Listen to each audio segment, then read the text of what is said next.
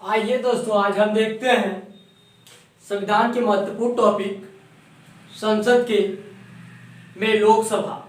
संसद में लोकसभा के बारे में हम आज जानेंगे कि लोकसभा के सदस्य की योग्यता, चुनाव लड़ने की प्रक्रिया और उनकी वेतन कितनी होती है और कौन कौन से लोकसभा के सदस्य कार्य करते हैं और समितियां के अंतराल में कितने समय होते हैं।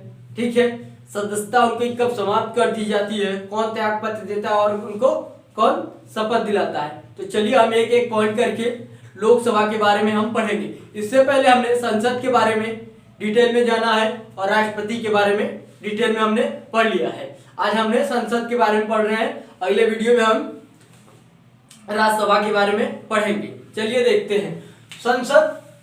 संसद में दो सदन होते हैं, लोकसभा और राज्यसभा। आज हम लोकसभा की बात करेंगे।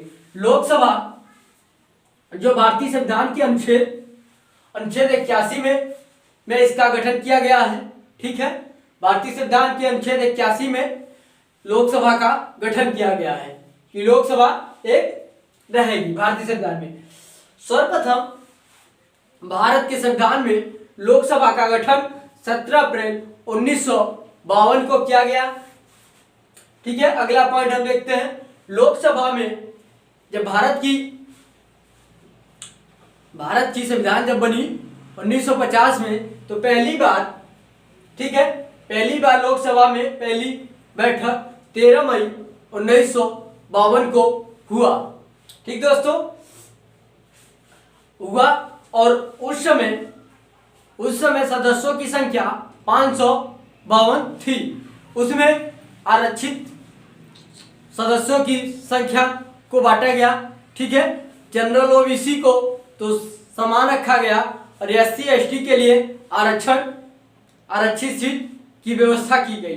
तो हम देखेंगे कि आरक्षित सीट के बारे में कि एससी को कितना सीट मिला और एसटी को कितना सीट मिला।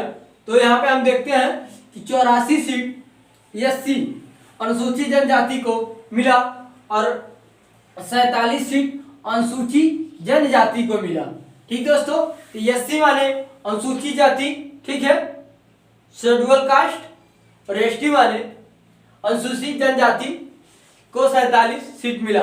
भारतीय संविधान को आरक्षित सीट किस अनुच्छेद के तहत दिया गया है? तो संविधान के 330 अनुच्छेद के तहत भारतीय संविधान में आरक्षित सीट को रखा गया है। ठीक है, लोकसभा को हम निम्न सदन मानते हैं और राज्यसभा को उच्च सदन मानते हैं, क्योंकि राज्यसभा को भंग नहीं किया जा सकता और लोकसभा को प्रधानमंत्री के सलाह पर राष्ट्रपति भंग कर देते हैं। ठीक है, इसको अस्थायी सदस्य माना जाता है क्योंकि यह भंग किया जा सकता है और लोकसभा को और राज्यसभा को भंग नहीं किया जा सकता है। ठीक है, इसको लोकसभा को प्रथम सदन के नाम से भी जाना जाता है, क्योंकि धन विधेयक या वित्त विधेयक जब आता है संसद में तो पहली लोकसभा में इसको आता है, उसके बाद राज्यसभा में जाता है, यहां से पारित होकर। ठीक दोस्तों,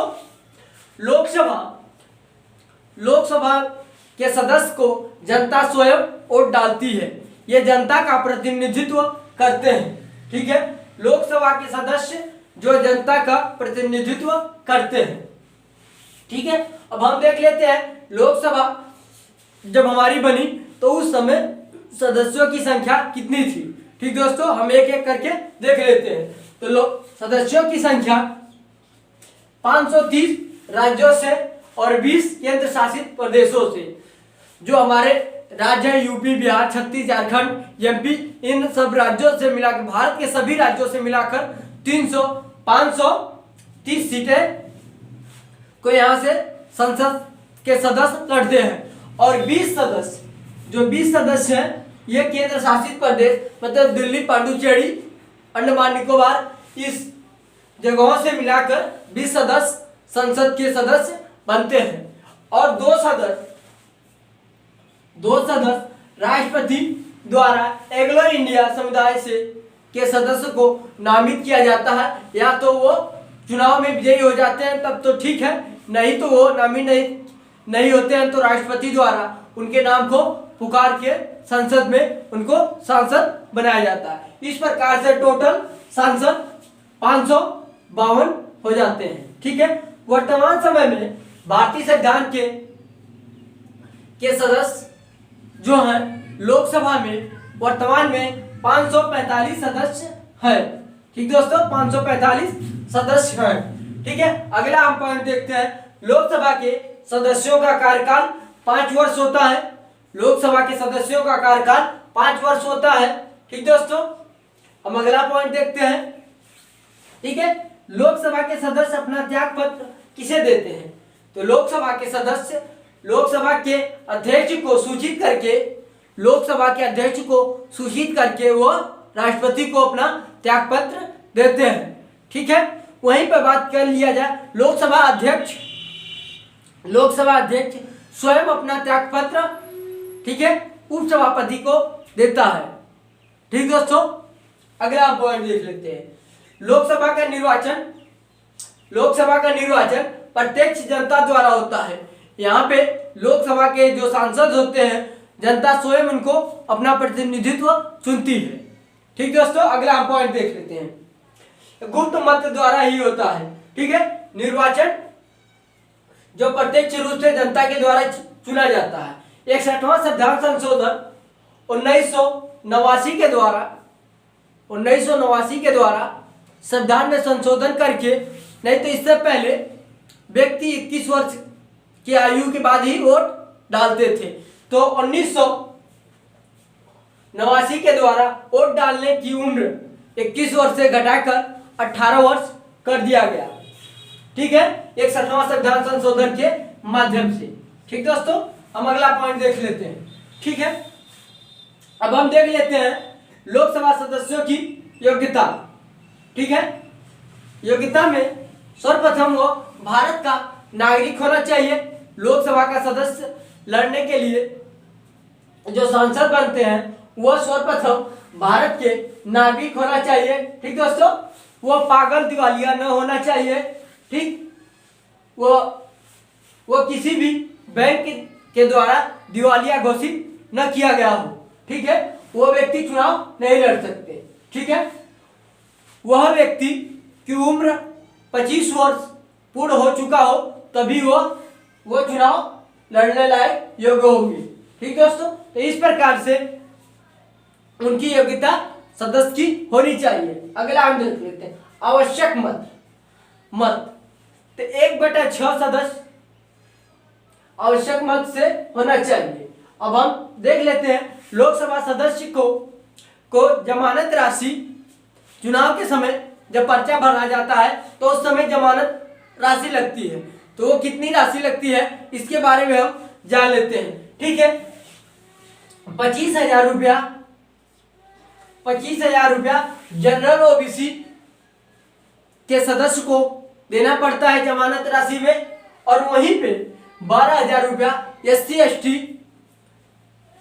के सदस्य को देना पड़ता है जमानत राशि अपने पर्चा के समय। ठीक दोस्तों, अगला आप देख लेते हैं। अब इनकी वेतन की बात कर लेते हैं। लोकसभा सदस्य की वेतन कितनी होती है? ठीक दोस्तों, तो लोकसभा सदस्य का वेतन प्रति माह 1 लाख रुपए दिया जाता है। ठीक है, और 5 करोड़ सांसदीय निधि से उनको दिया जाता है कार्य करने के लिए। और अगला पॉइंट हम देख लेते हैं 45,000 रुपये कार्य खर्च उनको दिया जाता है। ठीक दोस्तों, और 45,000 क्षेत्रीय भत्ता उनको मिलती है। ठीक है, और 2,000 रुपये प्रति दैनिक भत्ता उनको मिलती है। ठीक है, और 20,000 रुपये उनको पेंशन दिया जाता है। जब सांसद वो बन जाते हैं तो उनको पेंशन दिया जाता है। एक महत्वपूर्ण बात है कि लोकसभा के सदस्य जो सांसद बनते हैं उनके पैसे पर टैक्स नहीं लगता है। ठीक है दोस्तों, उनके पैसे पे टैक्स नहीं लगता है सरकार द्वारा, वो मुफ्त पैसा होता है। ठीक है, और ये इनको पैसा कहाँ से दिया जाता है? तो ये भारत के संचित निधि से दिया जाता है उन लोग को पैसा। ठीक दोस्तों, भारत के संचित निधि से उनको पैसा दिया जाता है। तो इस प्रकार से हमने लोकसभा के सदस्य के बारे में पढ़ा और हम एक पॉइंट और जान लेते हैं यहीं पे। ठीक है, लोकसभा के सदस्य का क्या एक वर्ष में न्यूनतम कम से कम 2 बैठक होना आवश्यक है। ठीक दोस्तों, न्यूनतम 2 बैठक होना आवश्यक है एक वर्ष में, और अधिकतम एक वर्ष में चाहे जितना भी कर सकते हैं। ठीक है, क्योंकि न्यूनतम का मतलब एक वर्ष में कम से कम 2 बैठक, मतलब 6 माह से अधिक अंतराल नहीं होना चाहिए।